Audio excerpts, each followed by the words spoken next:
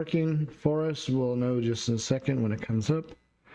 All right, well, we're going to continue in our last part of understanding the Bible, and particularly understanding end times here and what's going to happen to us in the millennial kingdom. And so the 1,000-year reign of Christ, which is the last age. And so my theory is that 7,000 or 7,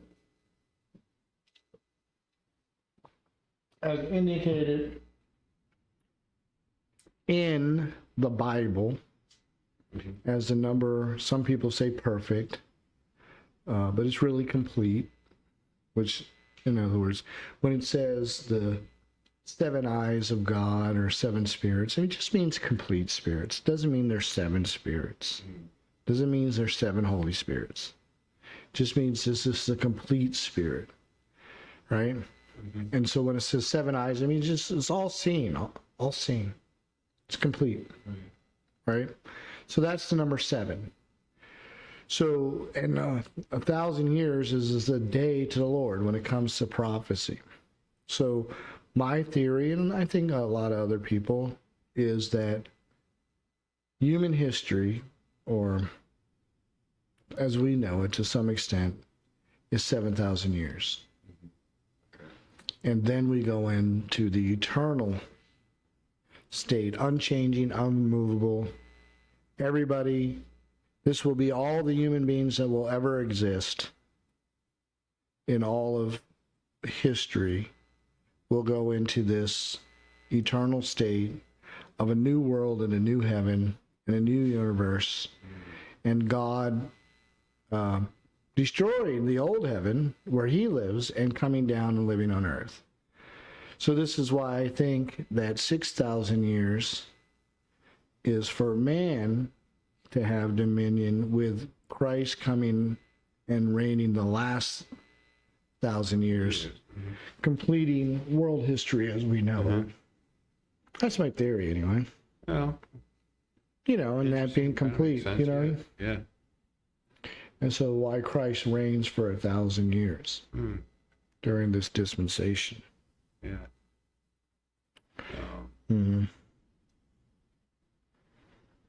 So, let's see. So the rapture happens right before the 7-year tribulation, right? But and so and the millennium begins with Christ's return. Christ's return, okay. When Christ returns, this is the beginning of that. Okay. And I believe he puts his foot down on the Mount of Olives. Yeah. All of it. Right? Yeah. And even man will fail during the 1,000-year reign of Christ. Unbelievable. Right? Jesus is ruling and reigning. You can go see him. You can go take selfies. Yeah, video recordings. Right. You know what I mean? And you say, hey, Jesus, do that trick with the water and the wine. Come on, do it. And you know, he'll probably do it. And still, people will rebel in that eternal state. People will still not accept him as their Messiah, born into the millennial kingdom. Yeah, I was just going to ask that question, like, who enters the millennial kingdom in physical, unresurrected mortal bodies, which is those who have come out of the 70. Yes, I believe these are the people that Jesus are talking about in Matthew 24. Like, the ones taken are not believers. That's not the rapture. Right. Those are unbelievers. Right.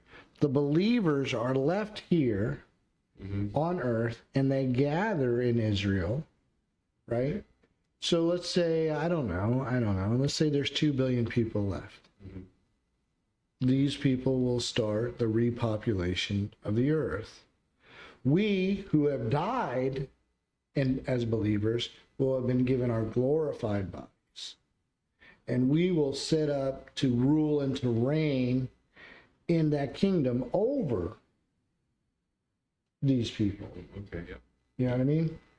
And we'll be priests and kings over these people. Yeah. Right? So we'll be the big tattletales. Okay. Yeah. The Russians are at it again. Yeah. They won't come. Mm. They want to go back to communism. And there's nothing they can do to you because you're. No, I just report to the king. Yeah. Yeah, that's interesting. And you never think of those things. Right, You know, right. what exactly are you going to be doing, you know? Yeah. And, you know, okay, ruling, I mean, okay, over what? Over who? I mean, you know. Yeah.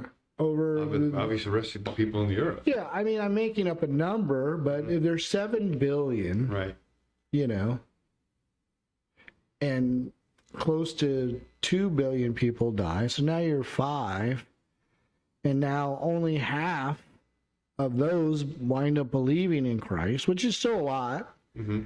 It'd be the biggest evangelistic event ever, Right. but that's still only 2.5 billion people out of the 5 billion. Okay, so these people don't have glorified bodies. They live Correct. a long time. Yeah. I think, right? Yeah, the environment in which they go into will be reestablished back, I think, pre-flood. Pre-flood, yeah. And so were the animals and the vegetables and everything. Right, yeah. Be pretty much a paradise here on earth, environmentally. Mhm. An abundance of food and everything else. Okay, so at the end of the 1,000-year reign, before the eternal state, Mm-hmm. these people who are still believers at the time will have to get their new bodies, right? Their immortal bodies. Or No, they don't. they just die. You mean, do they automatically go into the eternal? That's a good question. Yeah, I would think so. yeah. Well, I don't know. Yeah. I don't know. Yeah. That is a very good question. Yeah, because I just kill myself. And, you know what I mean? That's a very good question. Do they automatically go Yeah, do they automatically get their eternal bodies? resurrected bodies Yeah, resurrection bodies, right? in the millennial kingdom? Yeah. That's a very good question. Yeah. Let's ask ChatGPT. All right.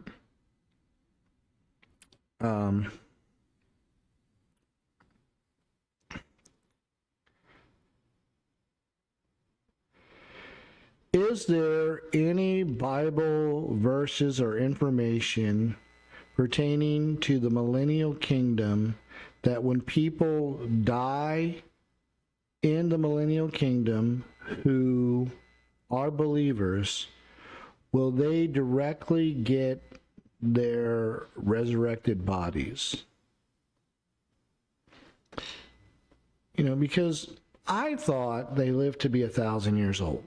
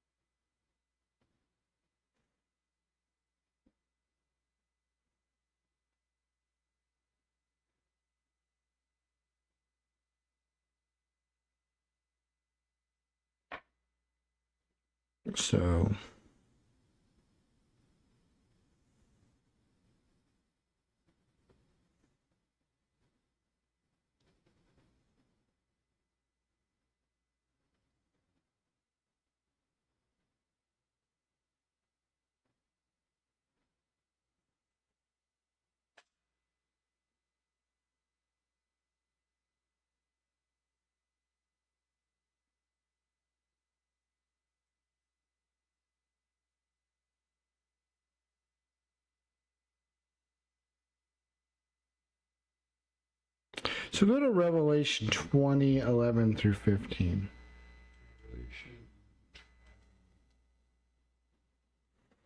15. Then I saw a great white throne, and him who sat on it, from whose face the earth and the heavens fled away, and there was found no place for them. And I saw the dead, small and great, standing before God. And books were opened, and another book was opened, Yeah. which is the book of life. So Okay. So now, ChatGPT say maybe that was it, but I always remember that one being the Great White Throne Judgment is those are all unbelievers. So yeah, I mean, okay, it might be possible. I don't know where I got that no one died during the Millennium Kingdom. Yeah. You know what I mean? That they, you know. So when do these people get their glorified bodies? Well, we know they have to die. Yeah, okay. So, Mm-hmm. you know, so maybe it is instantaneously. Yeah, I guess it would have to be because I don't. Mhm. Yeah. I mean, there's nothing wrong with it. Right, right. Yeah, I mean, but in our sick minds, we would like, well, I'm going to kill myself and get my glorified body. Oh, yeah. You know what I'm saying? Yeah. Saying, I don't know about you, Steve, but I ain't living for 200 years in this body. Well, again, you know, like I said, the medicines and everything will be much different. Mm-hmm. Yeah. And then if it's like pre-flood, the age, your body isn't going to age like it does now. I don't think so, yeah, because before the flood, people were living to be 900 years old. Noah lived to be 500 years old after the flood. Abraham, what, 160? Oh yeah, so we dropped significantly. Yeah, but still 160. Yeah, that's Yeah, quite had a good age. And you, Moses was 140. so it had something to do with the sun. I think it had to do with the environment that, well, like when you go up to higher elevations, there's not much oxygen and less pressure. Right. And so your body just can't handle it. However, if you have more pressure and more oxygen, your cells can reproduce much faster. This is why hyperbaric chambers are used sometimes in restoring your cells, helping you. So what it does is it adds 40% more oxygen, or a lot more oxygen, and higher pressure. So if the atmosphere was lower, we'd have more pressure on us and be more pressurized. And they found, I believe, let me just ask GPT how true this is. But in fossilized amber, they found that the air has 40% more oxygen enriched than the air we have today. That's interesting. Right, in fossilized amber. So, you know,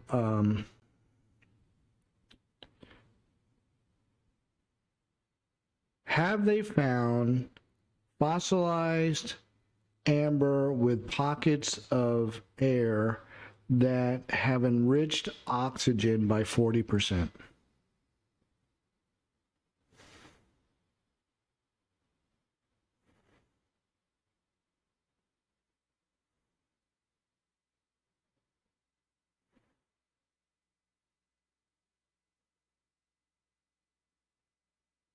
All right, above 30%. Still. Later, it was just 35%, whatever. So, much higher than we have today. Mm-hmm. So, with that, cells generate faster and more. And then I believe that there is an ice layer, right? Now, some people say it's gravity. Okay, but the ice layer helps to stem off radiation, right? And so radiation has a big play on our destruction, okay? So between those two things, and then thirdly, genetics, right? Or fourthly, genetics. genetics aren't getting better. We're not evolving. We're getting more and more mutations in the genes. Mutations are never good. Mutations are always bad. Right? 3 arms are not good, especially when 2 of them don't work. You know what I'm saying? Oh, you got 3 arms. Yeah, 2 of them don't work. Why? Because you had a mutation. Yeah. You know what I mean? Yeah. Siamese twins is a mutation of Right. sort. It's not better. You're not functionally better. Right. Right. And so, this has never worked out well. So our genetics have gotten worse and worse and worse. And so makes it sooner fertilized. But it's kind of, tapered off to, 80 years old, pretty much being, the above average or above. You make it to 80, you've done really well. It's what it makes me think. It makes me just think of in Revelation where God begins to pour out his wrath, and I think about one part where men's eyes will melt out of their skulls or something. And I think about is that because the radiation is getting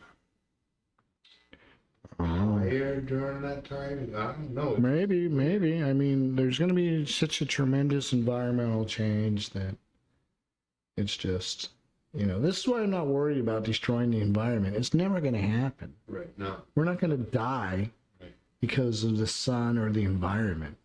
We're just not. Right. The Lord has already told us how the earth is going to end. And we got 6,000 years, and then that's it. We're coming very close to the end of the 6,000 years. In totality, in the 1,000-year reign of Christ. And then God recreates everything anyway. So I'm not over concerned about weather changing. It's interesting. For some reason, I don't know. It's a weird feeling. I can just feel like it's getting at the end. You can feel it. Well, listen, we're totally closer. I mean, there are so many prophecies that people said were never going to happen that are true. Israel's a nation again. So that's part of the prophecy. Yeah. Communications from around the world, that's part of the prophecy. Yeah. These haters of God, it's part of the prophecy that they become haters of God. And so, the church is not doing its job. It's part of the prophecy. And then time. Listen, we're getting close. Yeah.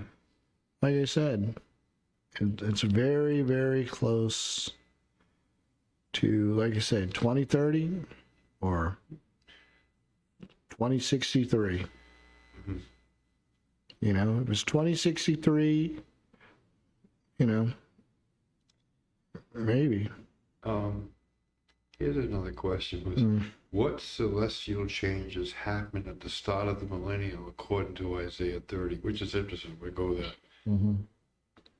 I said, really? I scratched my head on that, didn't think about it. Yeah, Isaiah talked. Probably read it, but just didn't connect it for some Yeah, he talks about, you're talking about how the lion and the lamb and... Well, it also says that the light of the moon becomes like the sun, and the sun's light increases 7-fold during the millennial. Which I said, well, okay, well, that's interesting. Go to it, yeah. So it was 30, it says 30. Doesn't give me the, come on. Doesn't give me a verse, it says it's in 30. Be glorious. Therefore the Lord.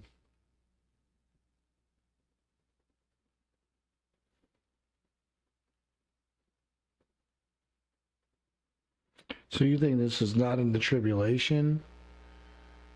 This is in the millennial? Yeah.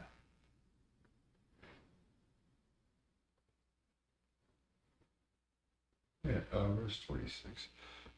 Maybe verse 25. There will be on every high mountain and on every high hill rivers and streams of waters in the day of the great slaughter when the towers fall.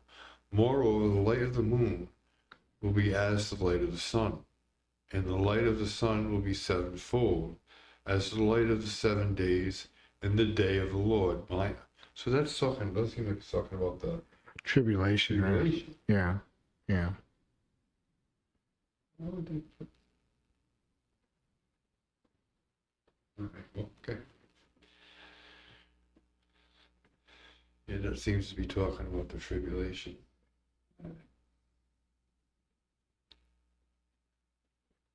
Yeah, so, yeah, all right, yeah. So, yeah, it talks about these strange, these phenomenal things. And listen, they've been trying to set it up that people will say, that's not God. That's what we did to the environment. Right, yeah, you're right. Yeah. 2.5 billion people will still believe it's global warming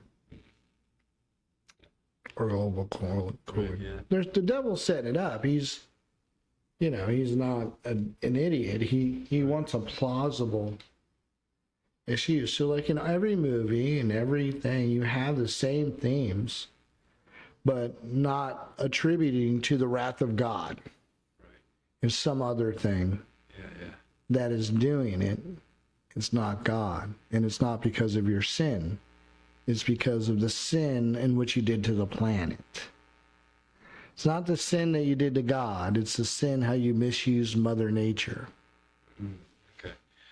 Right? Mother Nature has always existed in the human psyche, and the devil keeps using it. Yeah, so do you think the floods and hurricanes and all the things that are happening now are because of what we've done to the environment? No, not at all. Okay. The reason I think we have floods and stuff like that, one, the earth is cursed. It's not the same as it was. But the theory is that the earth used to sit up vertically. And when the floods happened, it made it tilt to where it is today. Now, most people don't know this, but the earth wobbles by 3 degrees. All right? Now, that matters, depending on when the wobble happens. Because the sun, we're actually closer to the sun in the winter. But the reason it's colder is because it bounces off the atmosphere. And when we turn around in the summer and we're facing the sun, it heats up more directly. And because there's such an extreme, and if the earth was tilted straight, there wouldn't be an extreme heating and cooling of the oceans and the water and the atmosphere like there is today.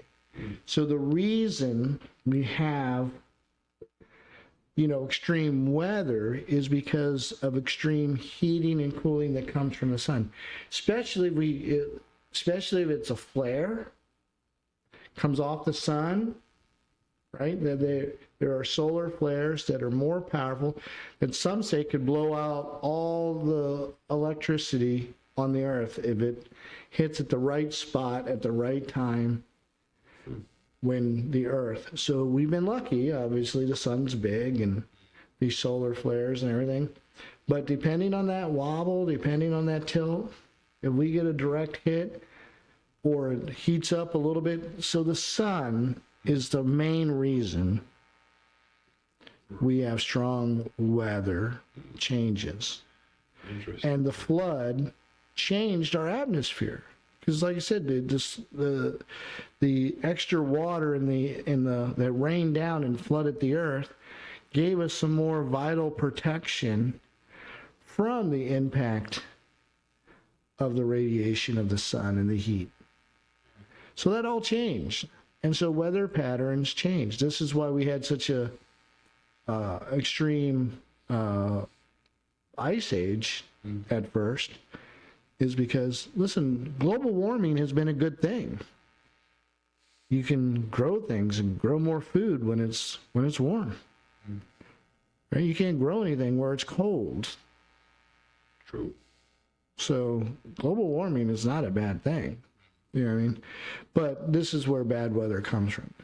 And God says, listen, these things will increase as time goes on. But that is not the sign of my coming. The sign of my coming is extreme, supernatural weather that no meteorologist could ever explain, of why we have hail the size of bowling balls. Do you know what I mean? Yeah. Why the sun and all the stars shut off. Fell from the sky. No more. Where'd they go? Every star, every sun, same thing. Arson, totally black, zero. Okay, so the tribulation of God will be like never before seen. You know. Okay. 1/3 of the water will turn to blood. It's crazy. At least that's what John saw. I don't know if you've ever seen Red Tide. I don't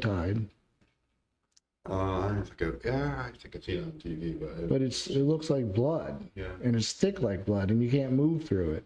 Really? Yeah.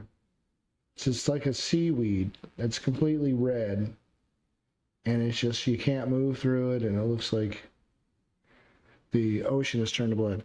So he could have been seeing that, but it's 1/3, and the boats can't move. Transportation can't bring food.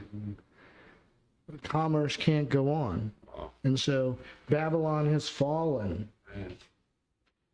The great city in which people would buy and sell is no more. So, All right. So, okay. So during this millennial kingdom, Jesus rules, but doesn't it say that David will sit on a throne? the son of David. The son of David. Son of David will rule forever. And so he is a descendant of another son, not of Samuel, not of Solomon, but from another son of David. And so this is the son which Jesus was born from, which avoided the curse of Jehoiachin, and therefore one of David's descendants will sit forever the right hand of power and rule. So that's a promise given by God. Okay. And so this identifies, again, it's another identification of Jesus Christ. Okay. So what will during the millennial age there'll be believers with their eternal bodies, right? So Yeah. what will they be doing during this time? Well, we'll be overseeing the world. Okay, so the nations we're gonna We'll be the kinda go governors. along with- We'll be the governors and kings, Okay. and we'll have our cities and rule over all these people, tens of hundreds of thousands. Some of us will rule over tens, some of us hundreds, some of us thousands, right? some of us hundreds, thousands, millions. And then everybody will be ruled over by Jesus. But we will all be heirs or kings of kings, ruling depending on how we serve the Lord now. Right. You know what I mean? Yeah. We will be given responsibilities to rule and to reign over in the millennial kingdom. We would have earned that right as leaders. And people will still rebel. Even though they see us in our glorified bodies. Even if I show them, oh, this used to be me. Like, it's quite the change. I can hardly tell the difference. Oh, that's a good one. All right. That's a good one. And so, but they will still, I think it becomes jealousy and envy again. Okay. That they see us, they see our role, they see our position, and they don't have it, and they want it, and Jesus won't give it to them because they haven't died yet. Mm. And they're not believers probably, or whatever. So isn't that what Satan's trying to do now? Rule? To be worshipped like God? Well, the idea is they They've made envy a virtue in this country. Hate the rich. The rich shouldn't have what they want. We should have what they have. Well, that's covetousness, that's envy, that's jealousy. So those things will still exist in the millennial kingdom and cause people to rebel. Because they'll see us. We're rich. We don't die. We do everything perfect. Yeah, because we can't sin. We never, there's Yeah, nothing. we work hard. Yeah. You know what I mean? They hate us because of our position. That's my theory. So I did mean, you say it would be only believers living during that time, but then after well, then, they'll give birth to unbelievers. the unbelievers? That's right. Okay. You All right, know. so the people going into millennium will be believers. Yeah, but their children will grow up envious, sort of like America, right? The children who fought for this country, the men who fought for this country, right, knew how great this country was. And they were lifted up in high positions and everybody loved them, blah, blah, blah. Now look, everybody hates people who make it in this country. They hate it. They hate them. You know, we got at least 55, 60% of the country are envious of the rich people in this country. Right? And want to take it from them and give it to everybody else so that they can ruin it. You know, but so I believe that will be the same thing, right? Let's just see. How will Jesus rule in the millennial kingdom, and what will the people do to rebel that really ticks Jesus off? And how will Jesus punish those in the millennial kingdom, and for what? So.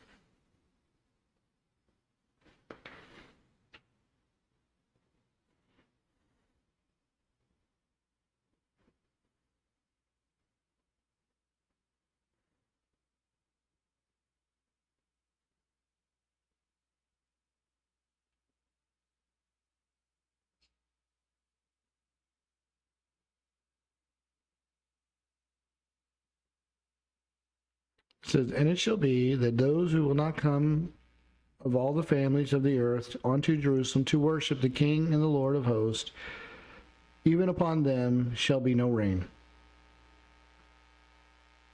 Right? That, believe it, there will be people who will not come.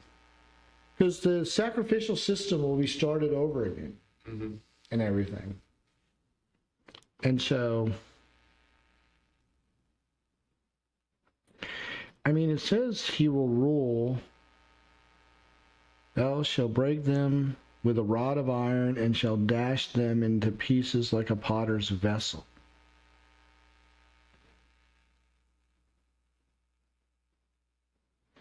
I know there's a one that says he shall rule with an iron rod or something. So. Yeah, with an iron rod, yeah. Do you have that verse, or were you thinking? But anyway, the millennial kingdom will be like that. Yeah. So, Right. will Israel be like it was supposed to be? It'll be like the best land, the most prosperous, the best nation. Well, I don't know about the most prosperous or the best land in the millennial kingdom, but they will have their full rule or kingdom is called Jerusalem.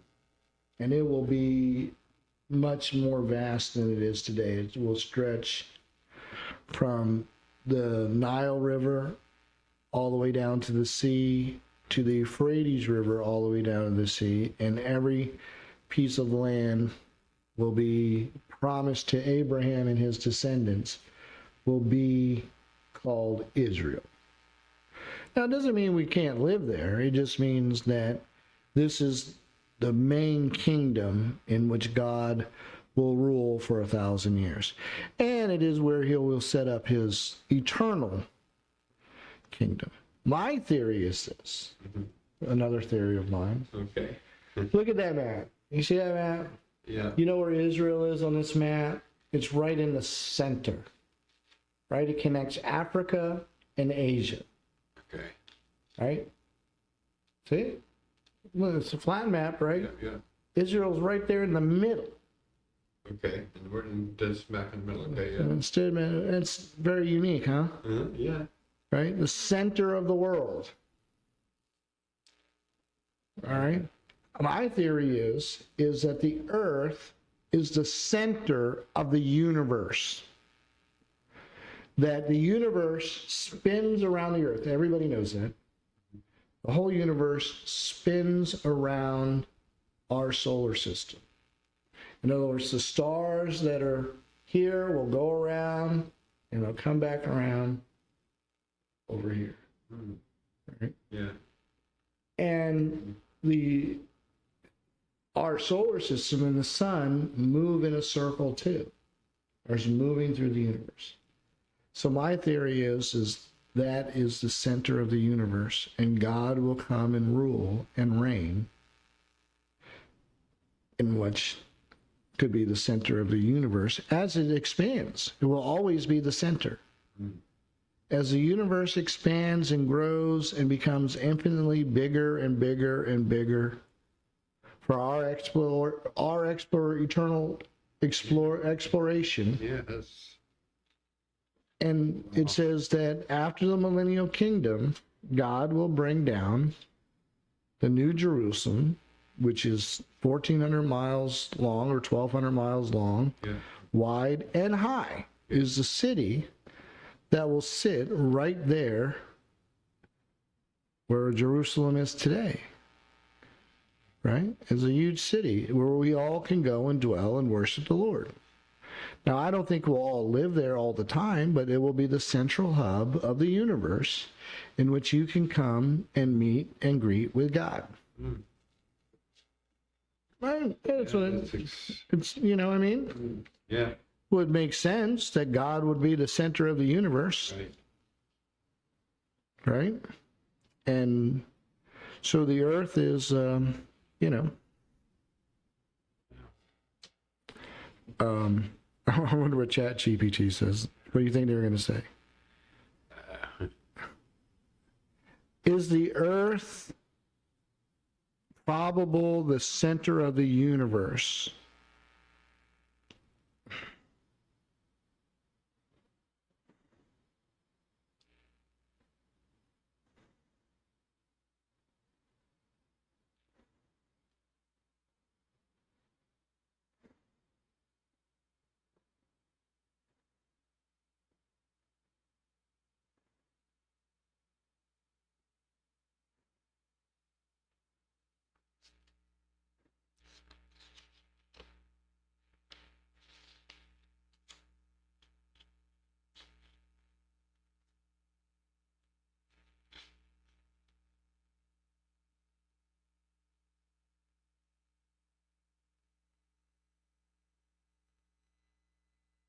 Well, of course, they believe in the Big Bang Theory. And the problem is with that, is that we should be able to see back to how far we jettison. And the universe should be expanding in one direction. Right? But it's not. It's expanding outwardly. So the question is we don't know how big the universe is. But it only makes sense that the earth, according to God, was created first. And then everything else around it was created after. Yeah. Right? Yeah. And so I think we are the center of the universe. Which again would make sense if we're going to explore the universe, or we're going to explore forever and ever and live forever and ever. Right. Well, if we start at the end, we say, well, I already made it to the end of the universe. That didn't take long. But when we're in the middle and it's always expanding, we'll never finish exploring God's creation. You can't even No, but God's going to keep us. I got to get these guys busy somehow, Right, forever. forever. Jeez. Hmm? So, you said that the earth will be healed too during that millennial time. The millennial time will be healed to probably, pre-flood. Yeah. But after God says, I burn up everything, after the 1,000 years, he burns up the first earth and the first heaven, the things he created first, and makes a new heaven and a new earth. And then Jerusalem comes down from the heaven that we can't see, Right. and sits on earth along with God, the Father, the Son, and the Holy Spirit, all rule and reign within that city. They're ever present in that city. And in that city, we'll all have a place to live.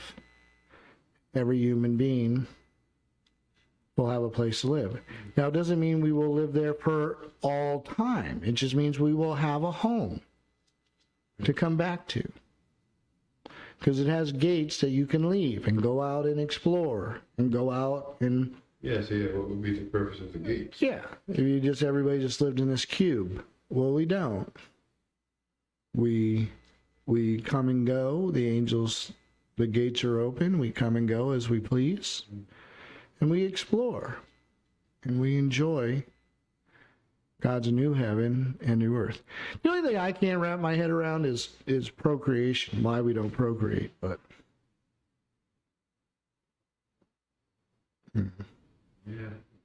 we won't procreate anymore. But it would probably take forever for us to meet everyone. Yeah, well, I mean, like I said, let's say, I don't know, 10 billion people. Yeah. I don't know how many people are going to make it in eternity. I know it's not more than 20 billion. That's a lot of people to meet. 20 billion. Maybe 10 billion is a lot of people to meet. Yeah. Then you got 10 billion angels. Then you got all the seraphim and cherubim. It's quite a bit. But, let's say, we hang out for, me and you hang out for 10 million years, doing various things. And I say, hey, I'm going to head over here. Okay, you go over there. So let's say, 500,000 years go by. So, I wonder what Steve's up to. I haven't spent a lot of time with him. So by the time you circle around, you know what I mean? Yeah. Half a million years. Yeah. I wonder what Steve's up to, Yeah. You circle back around, you're probably up to different things, doing other things, So We just can't even... you can't really understand. Even what our frame of mind is going to be like during that time. Well, we're going to be innocent, so we won't have envy, we won't have jealousy, we won't... Right. Because me and Dawn were just talking about this, that in the eternal state, we only got 1 minute. I believe we will all have enhanced attributes, but we all won't be the same. In other words, It would be boring. everybody was saying it'd be stupid. So you might say you have a high intellect. You might have a little higher intellect once you make it into heaven. But someone who has a low intellect will still have that base that probably will go up, but won't go all the way to the top as maybe Elon Musk. You know what I mean? Yeah. But we just won't have the envy and the jealousy. You know what I mean? Yeah. I don't think I'm going to be as big and as tall as Shaq. Right. So when we go and play Shaq and he's on the other team, listen, we're going to need a lot of Steph Currys. Yeah. You know what I'm saying? Yeah. We have to bring a few more Steph Currys to be... Yeah. But I don't think we're all going to be the same, no. That would be, but we will all be enhanced. But the one thing, when we're innocent, you won't be envious. Right. That's hard for us to understand because none of us are innocent. Down syndrome people are the only people that I've ever seen demonstrate pure joy for someone else's success. Mhm. They're not envious. Yeah. They're only very thankful. Oh, you're so good, you're great at what you do. Now, I get it, their intellect isn't up to par, but pair good intellect with innocence, that's what you get. You're going to get a person who really means it. Some people have the capability. Anyway, all right, well, that's it for that. I hope we didn't bore you all to death with the dispensations, but hopefully you learned something, and I don't thanks see for how it joining could us. be, boring. It's a lot. Definitely, yeah, a lot going on in the world. All right, guys, thanks for joining us, and make sure you go to hopeinjesusministries.org. All right, how do I get out of here?